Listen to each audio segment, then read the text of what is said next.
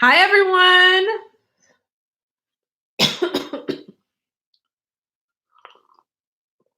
It is me. Very proud and impressed with my own self because I went running again today.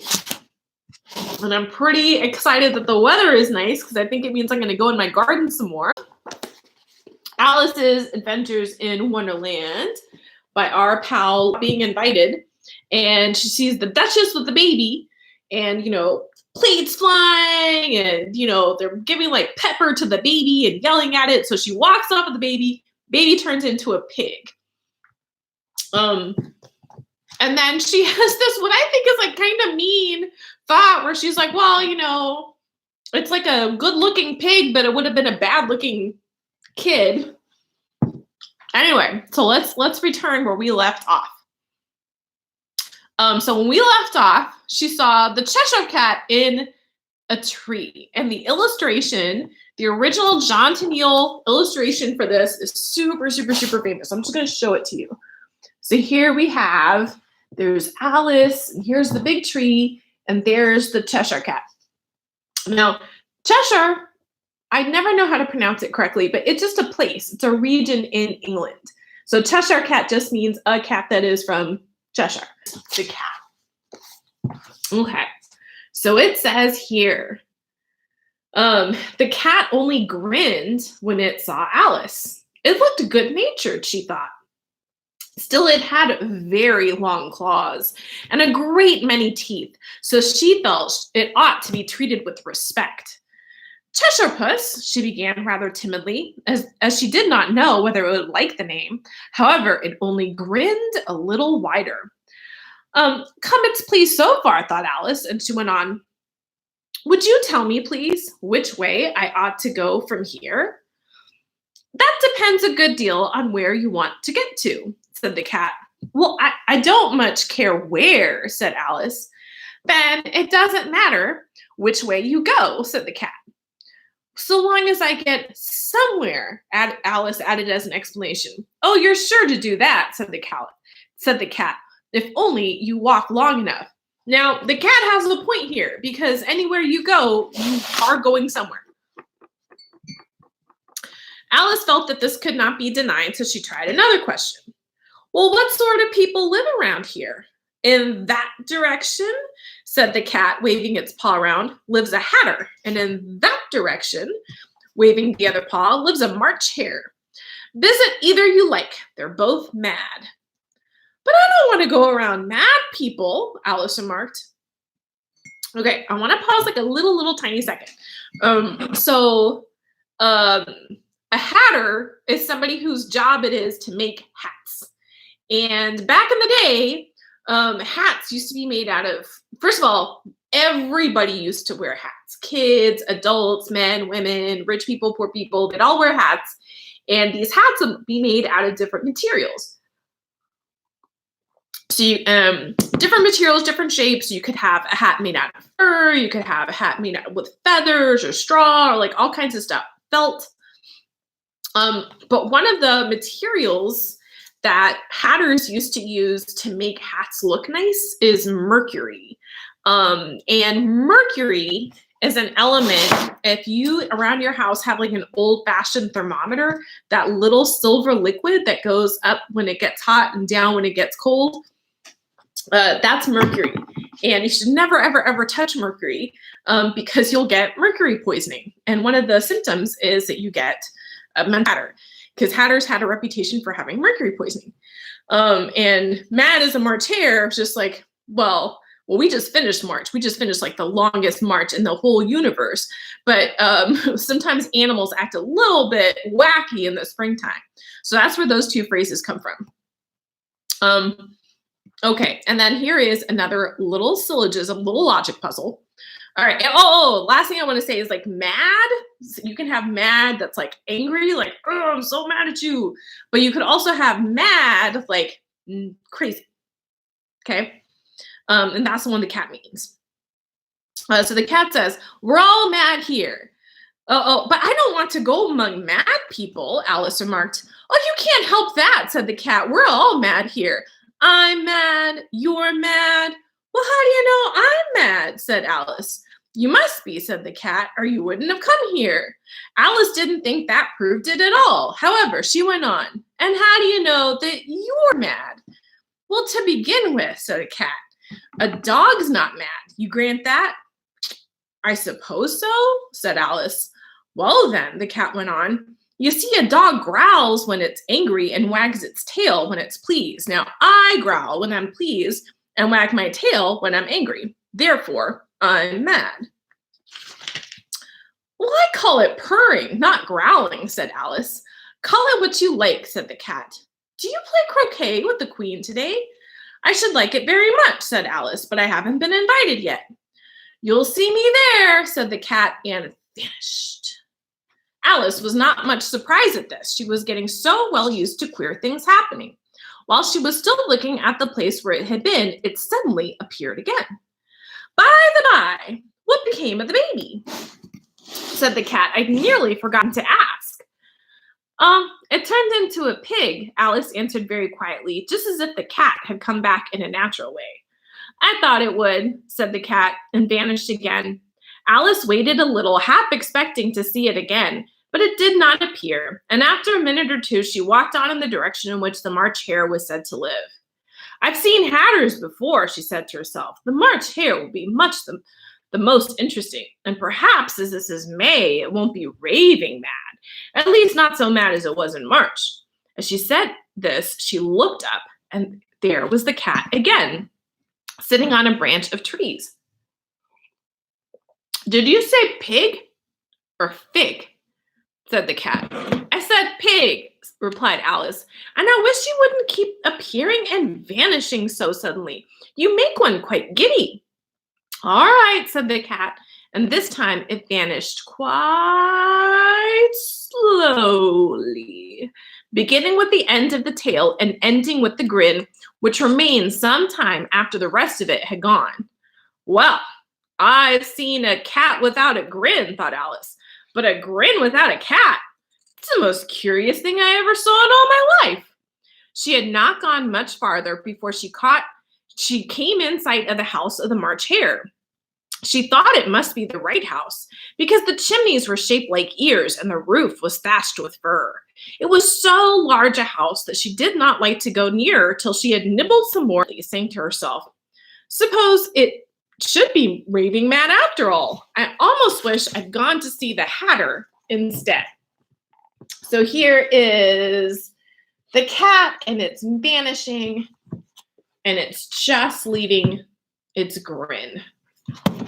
So imagine that all of me disappeared, and you could just see my happy grin. That'd be kind of creepy. So this is the Mad Hatter's tea party. So here we go.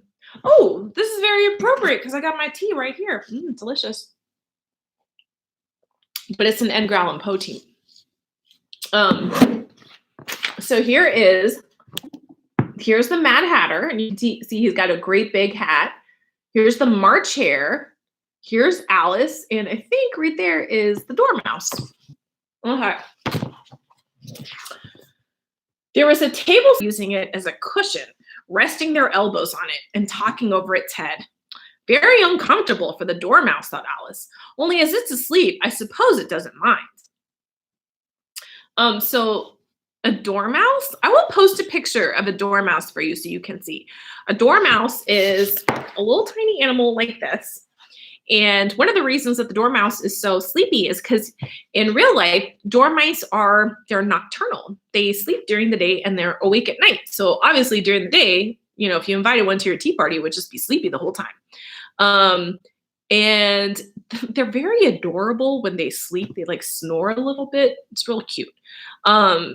Other weird fact is that the Romans would eat them. And so sometimes in Roman houses, they would keep clay pots and they would have the dormouse in them and they would feed them. But it wasn't because it was their pet, it's because it was dinner. Okay. The table was a large one, but all three were all crowded together at one corner of it. No room, they cried out when they saw Alice coming. There's plenty of room, said Alice indignantly, and she sat down in a large armchair at one end of the table. Have some wine, she remarked. There isn't any, said the March Hare. Well, then it wasn't very civil of you to offer it, said Alice angrily. It wasn't very civil of you to sit down without being invited, said the March Hare. Well, I didn't know it was your table, said Alice. It's laid for a great many more than 3. Your hair wants cutting, said the Hatter. He'd been looking at Alice for some time with great curiosity, and this was his first speech. You should learn not to make personal remarks, Alice said with some severity. It's very rude. The Hatter opened his eyes very wide on hearing this, but all he said was, why is a raven like a writing desk? Oh, come, we shall have some fun now, thought Alice. I'm glad they've begun asking riddles. I believe I can guess that, she added aloud. Do you mean that you think you can find out the answer to it? Said the March Hare. Exactly so, said Alice. Well, then you should say what you mean. The March Hare went on. I do. Alice hastily replied. At least I mean what I say, and that's the same thing, you know. Not the same thing a bit, said the Hatter. Well, you might just as well say, I see what I eat, is the same thing as I eat what I see. You might just as well say, added the March Hare, that I like what I get is the same as I get what I like. You might say, added the Dormouse, who seemed to be talking in its sleep, that I breathe when I sleep is the same thing as I sleep when I breathe. It is the same thing. And writing desks, which wasn't much. Okay, so pause for a little second. So number 1, do you notice that they offer this small child wine to drink? And that's not even the joke. So in the 1800s, like, people did not really understand how a lot of things worked. Like, they didn't understand medicine in the way that we understand it, and they didn't understand the effects of alcohol on the body. So you'll see in old-timey books that people are constantly like, here, imagine that I invited you over to my house. I'm like, hey, would you like a chocolate chip cookie? And you would say, yeah, I love chocolate chip cookies. I'm like, oh, okay, because I don't have any. Yeah, it's a not a nice move. And like, it helps if in your imagination you can hear. And, she's offended, but they very correctly point out, like, I don't think you can really ask to sit down when, like, nobody invited you in the first place. She just keeps barging into all these animal parties. Okay. The Hatter was the first to break the silence. What day of the month is it? He said, turning to Alice. He had taken a watch out of his pocket and was looking at it uneasily, holding it to his ear. Alice considered a little, and then said, the 4th. 2 days wrong, sighed the Hatter. I told you butter wouldn't suit the works, he added, looking angrily at the March Hare. It was the best butter, the March Hare meekly replied. Yes, but some crumbs must have got in it as well, the Hatter grumbled. But you shouldn't have put it in with the bread knife. Now, we don't really have pocket watches these days, but we usually use our phones, and I can tell you, you should definitely not put butter on your phone with a butter knife and get crumbs on it, which is what they did. That's why it's not working. But also, do you notice what's a little bit strange about the pocket watch? When you're looking at the time, you look at, how many minutes there are and how many hours there are, but you don't usually see like what day it is. Alice had begun looking over his shoulder with some curiosity. What a funny watch, she remarked. It tells the day of the month and doesn't tell what o'clock it is? Why should it? Muttered the Hatter. Does your watch tell you what year it is? Well, of course not, Alice replied very readily. But that's because it says the same year for such a long time together. Which is the case with mine, said the Hatter. Alice felt dreadfully puzzled. The Hatter's remark seemed to her to have no sort of meaning in it, and yet it was certainly English. I don't quite understand you, she said as politely as she could. And this is, to me, very relatable. Like, when you're talking to someone and they're speaking English, like, you just have no idea what they're talking about. That's what's happening. The Dormouse is asleep again, said the Hatter, and he poured a little hot tea upon its nose. The Dormouse shook its head impatiently, and without opening its eyes said, "Oh, of course, of course, of course, of course, of course. I was just going to remark myself." "Have you guessed the riddle yet?" The Hatter said, turning to Alice again. "No, I give it up," Alice replied. "What's the answer?" "I haven't the slightest idea," said the March Hare. "Nor I," said the Hatter. "Nor I," said the March Hare. Alice sighed wearily. "I think you might do something better with the time," she said, "than wasting it in asking riddles that have no answers." "Well, if you knew time as well as I do," said the Hatter, "you wouldn't talk about wasting it. It's him." "I don't know what you mean," said Alice. "Of course you don't," said the Hatter, tossing his head contemptuously. "I dare say you never even spoke to time." So, time allegory.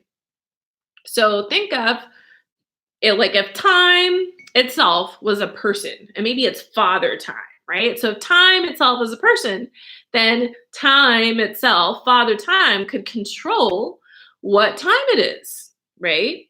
And if you make father time happy, maybe he can give you a time that you like. And if you make father time mad, like angry mad, then, I don't know, you don't get time that you wanted. Maybe all of us right now have made father time mad because time is just real wacky right now since we don't have our normal schedules. And not only that, if you play a musical instrument, sometimes your teacher will have you tap your toe like this, and that's called keeping time or beating time. All right, so that's they're going to talk about now. "Of course you don't," the Hatter said, tossing his head contemptuously. "I dare say you never even spoke to time." "Perhaps not," Alice cautiously replied, "but I know I have to beat time when I learn music." "Ah, that accounts for it," said the Hatter. "He won't stand beating. Now, if you only kept good terms with him, he'd do almost anything you liked with the clock. For instance, suppose it were 9 o'clock in the morning just to be time to begin lessons. You'd only have to whisper a hint to time, and round goes the clock in a twinkling. 1:30, time for dinner." "I only wish it was," the March Hare said to itself in a whisper. "That would be grand, certainly," said Alice thoughtfully, "but then I shouldn't be hungry for it, "Not at first, perhaps," said the Hatter. "But you can and we're just going to imagine that we are best friends with time, and it could just be like, hanging out, eating snacks and dessert time all the time, and that it was never sit down to do work time or cleaning chores time." So everybody be nice to Father Time. And I think that we're just going to leave right off. I'm not quite sure who's here with me today, but whoever you are out there, hello, and also goodbye until tomorrow. So bye, guys. Here, I'll say bye in the chat window. Yay. All right, go be nice, eat your fruits and vegetables. It's the Gallaghers. Okay, that's very exciting. But yeah, everybody be nice and eat your fruits and vegetables and etc. See everybody tomorrow, and we'll finish the Mad Tea Party. Mini Sil! I was not emotionally prepared for that. That's real fun. That's real fun. Mini Sil, I give you the heart. Okay. Oh, I'm so excited. All right. Bye, guys.